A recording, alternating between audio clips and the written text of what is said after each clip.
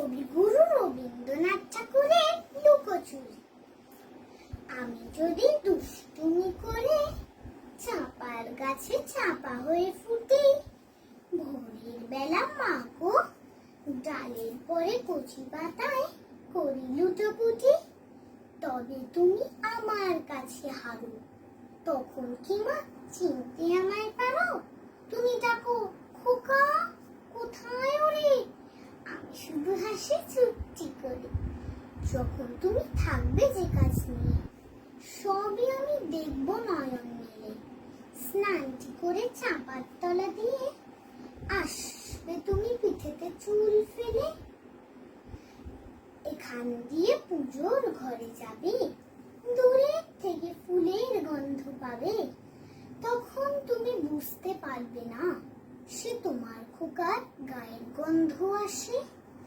দুপুরবেলা মহাভারত হাতে বসবে তুমি সবার খাওয়া হলে।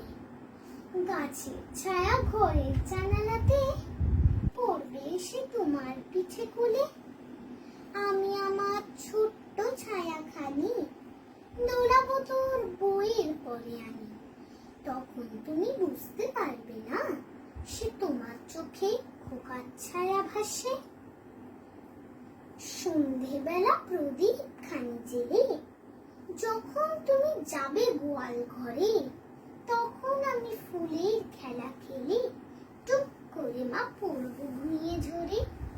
আবার আমি তোমার খোকা হব, গল্প বলো তোমায় গিয়ে কব। তুমি বলবে দুষ্টু ছিলি কোথায়? আমি বলবো না সে কথা। ধন্যবাদ।